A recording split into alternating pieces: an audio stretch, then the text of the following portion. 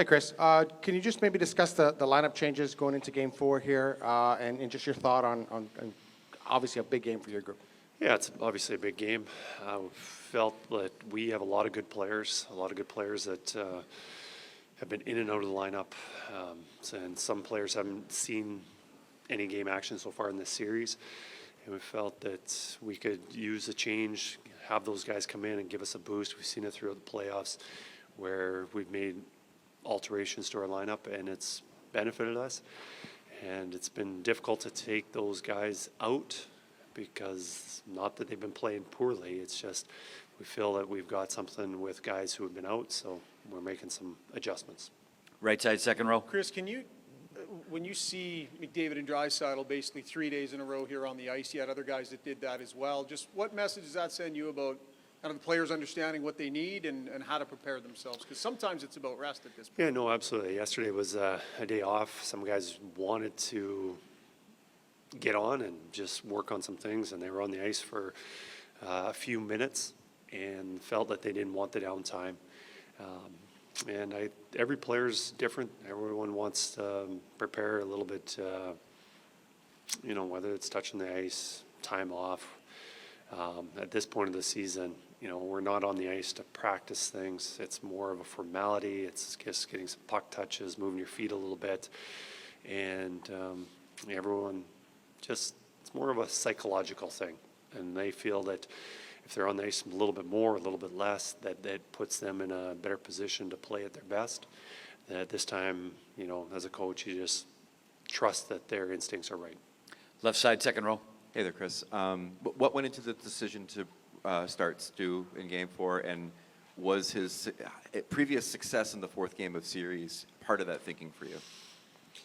Since I've been here, I've been really impressed with how Stu has handled a lot of things. One being adversity, whether that's in the regular season, playoffs, things haven't always gone smoothly, but he's been able to work it out and respond nicely.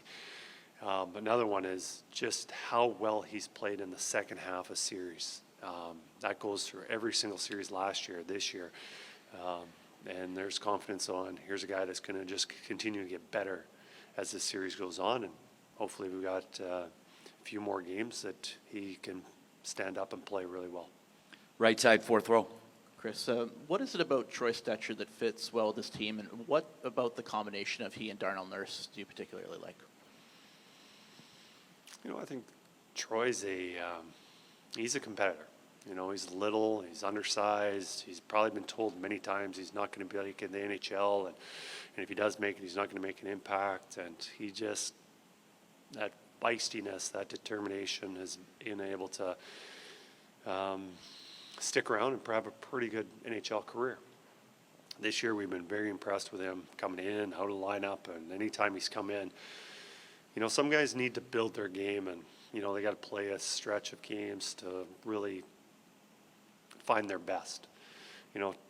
Troy's hadn't always had the luxury of being able to do that. He's always had to find his best immediately, because if he's not at his best, he might not be playing again. And that mentality has helped him quite a bit, and we've benefited from it because with our defense that we've had, we've got a lot of guys. We've moved guys around a little bit in and out of the lineup, and Troy has always given us a good performance. I think he's a smart, and I talked about, he is a smart player. One, he's a competitor.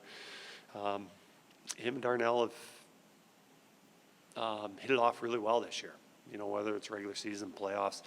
And I can't really put my finger on exactly why, but the tandem of those two have been really good. Tonight, hopefully we get another good performance between those two, because we're going to need it. Left side, fourth row.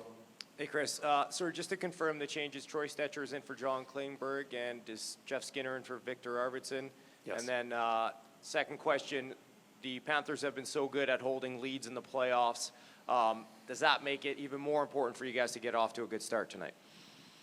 I think having getting the first goal, the lead, so much easier to play with. The other team has to open it up. They got to take some chances, and then that's usually when you create a little bit more, is then the other team's making chances. But I think our focus this series, every series, has been to get a good start, get the first goal, play with the lead. It's been so much easier when that has happened. You know, you can only pull off so many heroics in the third period down multiple goals, and our guys have been tremendous at doing that. But it'd be nice that our work would be a little less, and being able to play with the lead more often. One more, left side, front row. Yeah, Kris, I know it's been a strong philosophy of your coaching staff to hold on to pucks and make plays and not just rim the puck off the glass when you have time. But this Panthers forecheck's obviously a different animal as well. Like, what's been your communication in terms of finding that fine line between still making plays but also being safe? Yeah, it's a group mentality. It's not just on the defense, it's just not on the forwards. And as a coach, you can't script exactly how that play is going to be, because every time you've got a little more time as a defenseman with the puck where you can skate it or you don't. Their F2's taking the wall away because maybe that player's a little more physical or a little bit slower, whatever. Every situation's different. So, you know, I think we just,